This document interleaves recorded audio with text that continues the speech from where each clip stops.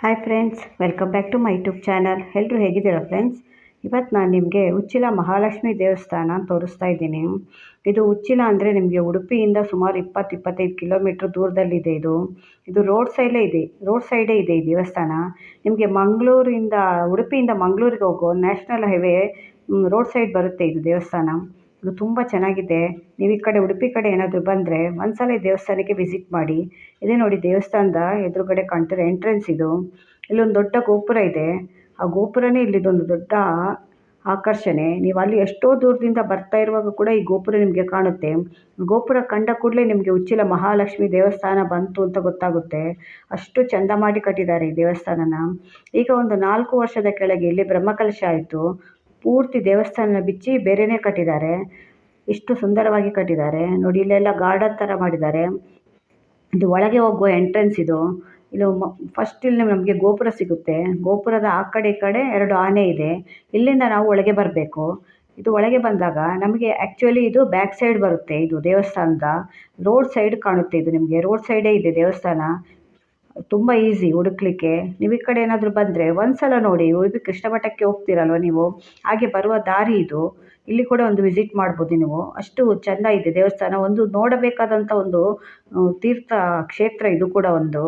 ಇಲ್ಲಿ ದಕ್ಷಿಣ ಕನ್ನಡ ಉಡುಪಿಯಲ್ಲೆಲ್ಲ ತುಂಬ ಪ್ರಸಿದ್ಧಿಯಾದ ದೇವಸ್ಥಾನ ಇದು ಉಚ್ಚಿಲ ಮಹಾಲಕ್ಷ್ಮಿ ಅಂದರೆ. ನೋಡಿ, ಇಲ್ಲಿಂದ ನಾವು ಈ ಕಡೆ ಬಂದರೆ ಹೀಗೆ ತಿರುಗಿದ್ರೆ ಇಲ್ಲಿ ಇದು ಎಂಟ್ರೆನ್ಸು ನೋಡಿ. ಈ ಕಡೆ ನಿಮಗೆ ರೋಡ್ ಕಾಣುತ್ತೆ ನೋಡಿ. ರೋಡು ನ್ಯಾಷನಲ್ ಹೈವೇ ಅದು. ಉಡುಪಿ ಮಂಗಳೂರಿಗೆ ಹೋಗೋ ನ್ಯಾಷನಲ್ ಹೈವೇ ಅದು. ಅಲ್ಲಿ ರೋಡ್ ಸೈಡೇ ಇದೆ ದೇವಸ್ಥಾನ. ಏನು ಕಷ್ಟ ಇಲ್ಲ ನಿಮ್ಗೆ ಹುಡುಕ್ಲಿಕ್ಕೆ. ನೋಡಿ, ಇದು ಬ್ಯಾಕ್ ಸೈಡು. ಇಲ್ಲಿ ಇದು ಕಾಣ್ತಿದೆಯಲ್ಲ, ಇದೇ ದೇವಸ್ಥಾನ ನೋಡಿ. ಬ್ಯಾಕ್ ಸೈಡ್ ಇದು ದೇವಸ್ಥಾನದ ಬ್ಯಾಕ್ ಸೈಡು. ಇಲ್ಲಿಂದ ನಾವು ಸೀದಾ ಹೋಗಬೇಕು. ಒಳಗಡೆ ಹೋದರೆ ನಿಮಗೆ ದೇವಸ್ಥಾನ ಸಿಗುತ್ತೆ. ಆದರೆ ನಿಮಗೆ ಏನು ಅಂದರೆ ಇಲ್ಲಿ ಒಳಗಡೆ ಎಲ್ಲ ಶೂಟ್ ಮಾಡಲಿಕ್ಕೆ ಬಿಡೋಲ್ಲ, ವೀಡಿಯೋ ಎಲ್ಲ ತೊಗೊಂಡೋಗ್ಲಿಕ್ಕೆ ಬಿಡೋಲ್ಲ. ಹೊರಗಡೆ ಅಷ್ಟೇ ನಾನು ತೋರಿಸ್ಲಿಕ್ಕೆ ಸಾಧ್ಯ ಆಗ್ತಾಯಿದೆ ನಿಮಗೆ.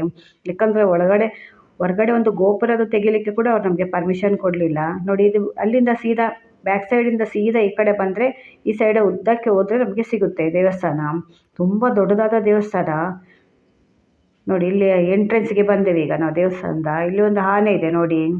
ಎಷ್ಟು ಚೆಂದ ಮಾಡಿ ಅಲಂಕಾರ ಮಾಡಿದ್ದಾರೆ ನೋಡಿ ಆನೆಗೆ. ತುಂಬ ಚೆನ್ನಾಗಿದೆ ದೇವಸ್ಥಾನ.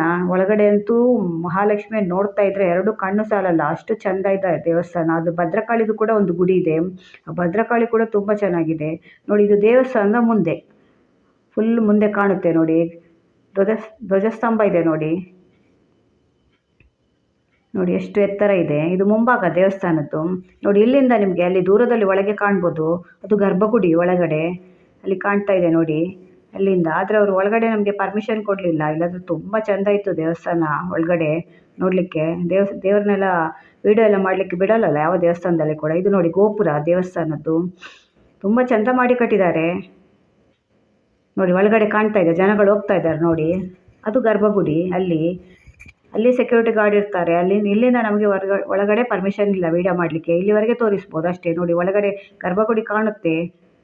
ಇಲ್ಲಿಂದ ಸ್ವಲ್ಪ ತೆಗಿಯೋಣ ಅಂತ ನೋಡಿದರೆ ಆದರೆ ಅವ್ರು ಬಿಡಲಿಲ್ಲ ನೋಡಿ. ಇದು ಗೋಪುರ ಎಷ್ಟು ಚೆಂದ ಇದೆ ನೋಡಿ. ಒಂದ್ಸಲ ನೋಡಿ, ಒಂದ್ಸಲ ಬಂದಾಗ ಈ ಕಡೆ ಇಲ್ಲಿ ಕೂಡ ವಿಸಿಟ್ ಮಾಡಿ. ತುಂಬ ಟೆಂಪಲ್ಸ್ ಎಲ್ಲ ನೋಡ್ತಿರಲ್ಲ ನೀವು, ಕೃಷ್ಣ ಮಠ, ಕೊಲ್ಲೂರು ಹಾಗೆಲ್ಲ ಹೋಗ್ತಿರಲ್ವ, ಆಗ ಇಲ್ಲಿ ಕೂಡ ಒಂದ್ಸಲ ವಿಸಿಟ್ ಮಾಡಿ.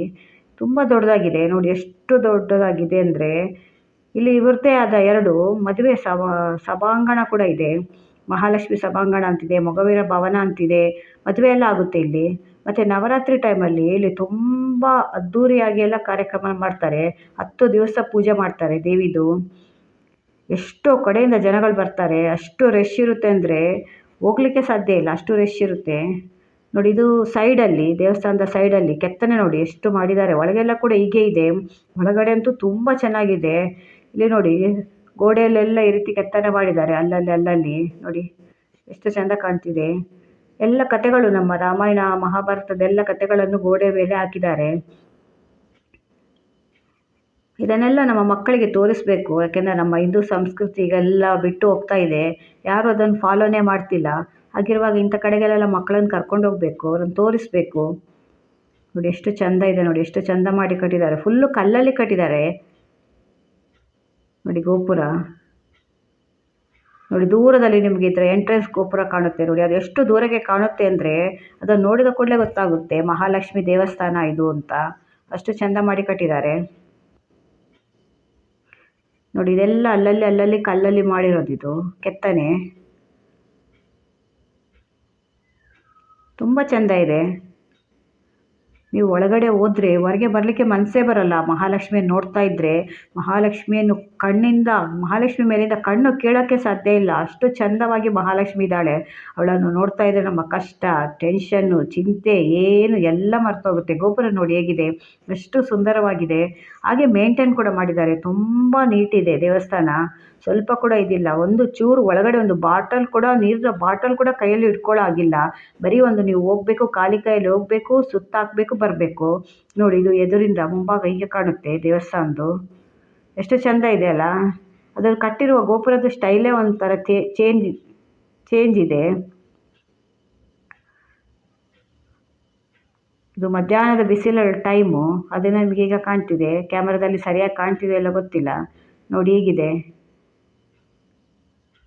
ವಿಭಿನ್ನ ರೀತಿಯಲ್ಲಿದೆ ದೇವಸ್ಥಾನ ಕಟ್ಟಿದ್ದಾರೆ. ಇದು ಶೈಲಿ ಕೂಡ ವಿಚಿತ್ರವಾಗಿದೆ, ಸ್ವಲ್ಪ ಚಂದ ಕೂಡ ಇದೆ. ಎಲ್ಲ ಕಡೆ ಸಾಮಾನ್ಯವಾಗಿ ಮೇಲುಗಡೆ ಗೋಪುರ ಬರುತ್ತಲ್ಲ, ಇಲ್ಲಿ ಹಾಗೆ ಆ ಟೈಪಲ್ಲಿ ಗೋಪುರ ಬಂದಿಲ್ಲ, ಈ ರೀತಿ ಕಟ್ಟಿದ್ದಾರೆ ನೋಡಿ. ಇದು ನಾಗಾಲಯ ಅಂತ, ನಾಗನ ಪ್ರತಿಷ್ಠಾಪನೆ ಇಲ್ಲೆಲ್ಲ ಮಾಡ್ತಾರೆ. ಒಳಗಡೆ ನಾಗದೇವರಿದ್ದಾರೆ.